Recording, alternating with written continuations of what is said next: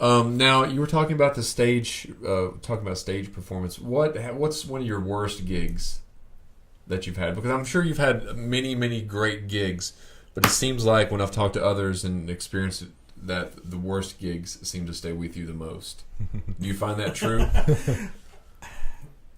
You may not have had a worse gig. Oh yeah, I have. Trust me.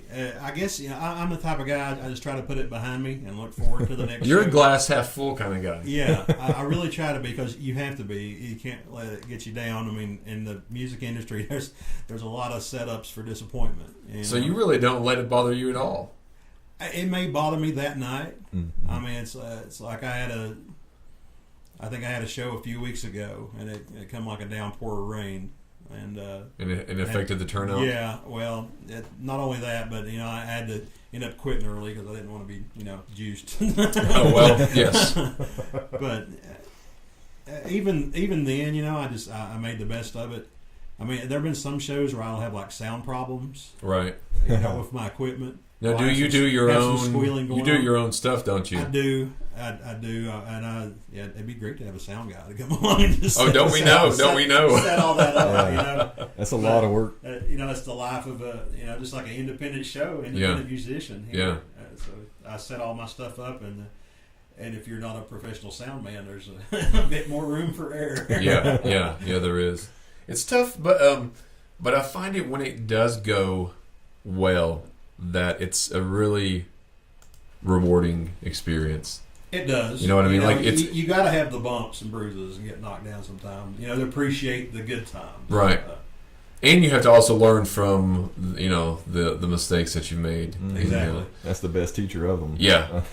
Well, that's kind of how we. We're still in the beginning stages here on the show, but that's kind of how we've built. Yeah, we've learned a lot. And if you go back and you watch the very first show and then go watch this show, there'll be leaps and bounds better, as we did with the radio show as well. Because Jeremiah was there. Well, Dan had called in, and I wanted to get into this a little bit, but you had called in at the WMMT days back in college. Yeah. And I'd always regretted not having you on the show more than you were on. I'd looking back, I was so caught up in what was happening at the moment that there was a couple people that had happened with. So I'd always I regretted not coming over either. But you called in a couple times. I did call in a couple times. As Mike Tyson. Yeah, the Mike Tyson voice going on. Yeah. As you were also, did you call in as DMX? Was it? I can't remember. You've called in as a couple people, I thought. Was it DMX? It seems like. I still have. I can't remember. I'll have to make me lose my mind. I'll have to pull out those. Here, the angelic glow is coming through again.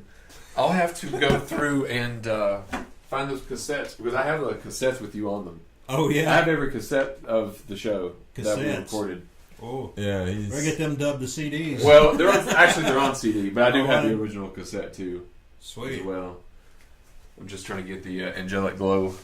Yeah, it's funny that you mentioned the impersonations and stuff. That's actually how I got started singing. Oh really? I'd been doing impersonations since I was a kid. There's various famous people. What's been your trademark? Do you have a trademark?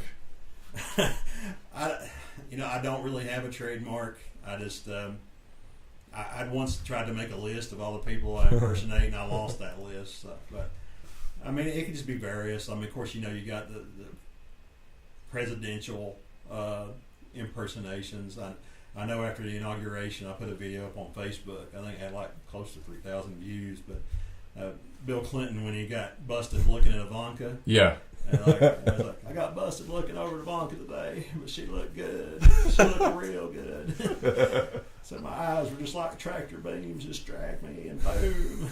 See, I didn't know you could do that one. I didn't know you could do that impression. Yeah. I told Jeremiah that you could do a few. Yeah. Because I remember you had done a few, and you'd messaged about maybe some sketches and stuff. Yeah. Which were definitely the one with Donald Trump. Yes. Get the Trump wig on. You did? Didn't you do something with the Trump wig recently?